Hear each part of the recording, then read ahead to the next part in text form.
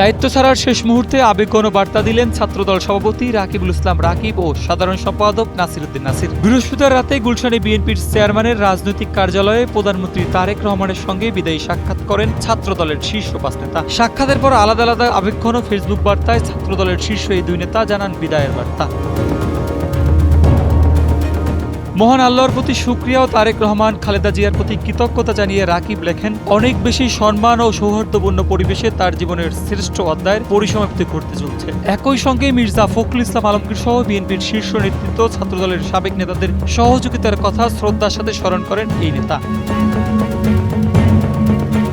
জুলাই গণঅভ্যুত্থানে বৈষম্যবিরোধী ছাত্র আন্দোলনের সঙ্গে সমন্বয় করে কর্মসূচি প্রণয়ন ও রাজপথে কার্যকর ভূমিকা পালনকে নিজেদের কমিটির অন্যতম সাফল্য হিসেবে তুলে ধরেন রাকিব। নতুন সোফা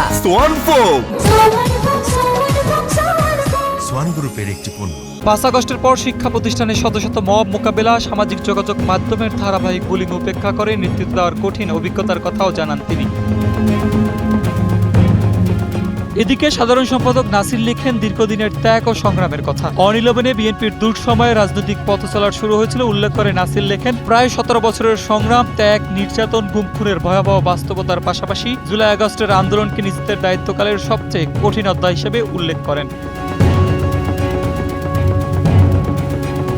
ছাত্র সংসদ নির্বাচনে প্রত্যাশিত ফল না পাওয়াকে দায়িত্বকালের একটি শিক্ষা হিসেবে দেখছেন নাসির। ২০০০-এর বেশি সাংগঠনিক কমিটি গঠিত হলেও কেন্দ্রীয় কমিটির বর্ধিত অংশ সম্পন্ন করতে না পারার আক্ষেপের কথাও জানান তিনি।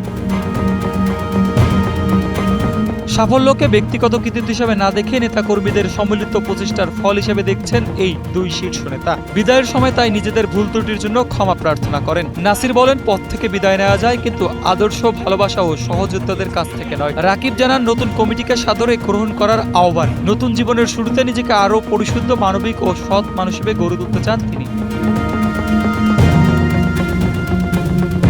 ফ্যাসিবাদী শাসনামলে দীর্ঘ লড়াই সংগ্রামের মধ্য দিয়ে দায়িত্ব পালন শেষে তাদের হৃদয়স্পর্শী বার্তা ছুঁয়ে গেছে রাজনীতিকদের হৃদয়। দলমত নির্বিশেষে অনেকেই প্রশংসা করছেন এই দুই নেতার। অনেকেই লিখছেন তাদের ফ্যাসিবাদী আমলে লড়াই সংগ্রামের কথা।